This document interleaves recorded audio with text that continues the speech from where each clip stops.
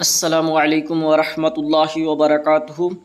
तो आज के वीडियो में हम लोग क्लास 12 उर्दू का चैप्टर 4 का VBI इम्पोर्टेंट ऑब्जेक्टिव देखेंगे, जो आपके 2025 के लिए बहुत ही एग्जामिनेशन के लिए कहिए मुफीद ये वीडियो है। आप लोग पूरा ज़रूर देखिए। इस वीडियो देखने के बाद आपको बेहतरीन से ये चैप्टर जो 4 जो है बेहतरीन तरीक़ा से क्लियर हो जाएगा। तो चलिए फाइनली बिना वक्त गवाए वीडियो को शुरू करते हैं। आप इस चैनल पर बने रहिए, इस वजह से बने रहिए कि इस चैनल पर जो है गलत नहीं पढ़ाया जाता, यानी जो करेक्ट है उसी को पढ़ाया जाता है, बाकी फिजूल चीज़ यहाँ वक्त की बर्बादी नहीं की जाती है। तो चलिए फाइनली हम लोग क्या करते हैं, वीडियो को शुरू करते हैं। पहला सवाल देखते हैं। पहला सवाल है, वज़ीर आगा की पैदाइश कब हुई? आपको भी कोशिश करना है जब आप सोच कर रखें, ठीक। तो वज़ीर आगा की पैदाइश जो है बाबू कब हुआ था? तो करेक्ट आंसर हो जाएगा 1922 में। कहाँ पैदा हुए थे? तो आपको ध्यान रखना है पाकिस्तान में, पाकिस्तान के सरगोधा में। तो उतना क्लियर है। अगला सवाल हम लोग देखते हैं। सवाल नंबर 2 आपके पास है, वज़ीर आगा का ताल्लुक किस सिन्फ से है? तो वज़ीर आगा का ताल्लुक जो आपको पता है कि पहला चैप्टर खाका निगार है, लेकिन इसका ताल्लुक फरहतुल्लाह बेग के पूछे तब खाका निगार होगा। पहला नाविल निगार कौन है बाबू? तो फरहतुल्लाह बेग। पहला नाविल निगार कौन है? फरहतुल्लाह बेग। अब पहला नाविल निगार कौन है? तो नज़ीर अहमद। तो दोनों क्लियर हो गए। अगर कहे बाबू, यहाँ से आप ध्यान दीजिए, अगर कहे पहला खाका निगार तो ये कौन है बाबू? फरहतुल्लाह बेग। अगर कहे पहला नाविल निगार कौन है बाबू? तो ये नज़ीर अहमद। पहला अफसाना निगार कहे तो कहे आपको पहला अफसाना निगार कौन है? राशिदुल खैरी।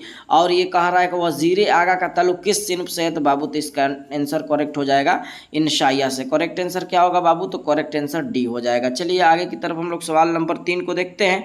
सवाल नंबर 3 देखते हैं, वज़ीर आगा के एक इंशाइया के मजमूए का नाम लिखे। तो एक इंशाइया के मजमूए का नाम जो है आपको पता है चोरी से यारी तक, है ना। करेक्ट आंसर डी होगा। एक और था दूसरा जिसका नाम है किनारा। क्लियर है बाबू।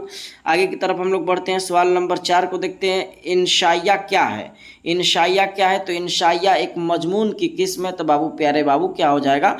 करेक्ट आंसर बी हो जाएगा, है ना। आगे चलते हैं हम लोग सवाल नंबर 5 को देखते हैं, वज़ीर आगा की वफ़ात कब हुई? तो देखिए वज़ीर आगा पैदा तो हुए 1922 में, लेकिन आपके किताब में इंतकाल मौजूद नहीं है, इसीलिए करेक्ट आंसर हो जाएगा बाबू इनमें से कोई नहीं, है ना। फरहतुल्लाह बेग इंतकाल किए हैं 1947 में, ये सही है। ख्वाजा हसन नजामी इंतकाल किए 1955 में, ये सही है। सैयद सुलेमान नदवी इंतकाल किए 1953 में, ये सही है। सआदत हसन मंटू इंतकाल किए 1955 में, ये सही है। जितना भी आप पूछिएगा, अहमद जमाल पाशा इंतकाल किए 1987 में, लेकिन वज़ीर आगा का इंतकाल नहीं है। तो ये सब भी आप सुन रहे होंगे तो क्लियर होता होगा। आगे चलते हम लोग, इनमें से कौन सी तसनीफ़ वज़ीर आगा की नहीं है? तो वज़ीर आगा की आपको पता है तख्लीकी अमल है, ये करेक्ट आंसर का तख्लीकी अमल भी है, तनकीदी एहतसाब भी है, नए तनाजिर भी है। नहीं है तो नक़द निगाह है। तो करेक्ट आंसर क्या हो जाएगा बाबू? करेक्ट आंसर ये हो जाएगा। करेक्ट आंसर क्या होगा? राइट आंसर ए हो जाएगा। चलिए आगे की तरफ बढ़ते हैं। सवाल नंबर 7, एक मुमताज़ नाक़िद की हैसियत से वज़ीर आगा की शनाख्त कब कायम हुई? तो आपको पता है कि 1947 ईस्वी इसका करेक्ट आंसर हो जाएगा, है ना बाबू, 1947 ईस्वी। चलिए आगे की तरफ हम लोग बढ़ते हैं। सवाल नंबर 8 को देखते हैं, एक मुमताज़ नाक़िद के अलावा वज़ीर आगा की शोहरत किस चीज़ से मिली थी? तो आपको पता है कि इंशाइया निगार है ना, तो सही जवाब हो जाएगा इंशाइया निगार। सवाल नंबर 9 को देखते हैं, इंशाइया निगार का मकसद क्या होता है? तो इंशाइया निगार का मकसद जो होता है क्या होता है बाबू? तंजो मज़ा, यानी हंसने हंसाने की काम होता है। करेक्ट आंसर हो जाएगा बाबू बी। सवाल नंबर 10 को देखते हैं, वज़ीर आगा का ताल्लुक किस मुल्क से है? तो आपको पता है कि पाकिस्तान में पैदा हुए, तो करेक्ट आंसर लगा दीजिए पाकिस्तान, है ना। सही जवाब हो जाएगा बी। अगला चलते हैं। सवाल नंबर 12, इंशाइया जो इंशाइया कैसी सिन्फ है? तो इंशाइया अभी हम लोग हिस्सा नसर पढ़ रहे हैं, तो हिस्सा नसरी हो जाएगा। क्लियर आंसर हो जाएगा बाबू। सवाल नंबर 13 देखते हैं, जिस तहरीर में शेर व अदब की तफहीम और ताबीर व तशरीह की जाए उसे क्या कहते हैं? तो उसे कहते हैं बाबू, उसे कहते हैं जरीफाना मजमून नहीं कहते हैं, तंजिया मजमून नहीं कहते, उसे तनकीदी मजमून कहते हैं। तो करेक्ट आंसर बी हो जाएगा। सवाल नंबर 14 देखते हैं, इंशाइया को दीगर असनाफ से कौन सी चीज़ ममय्यज़ करती है? तो ममय्यज़ करती है गैर रस्मी तरीक़ेकार जो है ममय्यज़ करती है। सही है बाबू। चलिए अगला सवाल देखते हैं। सवाल नंबर 15, इंशाइया जो है कैसी चीज़ की पैदावार है? तो शिगफ्ता मूड की पैदावार है। सही जवाब हो जाएगा बाबू सी।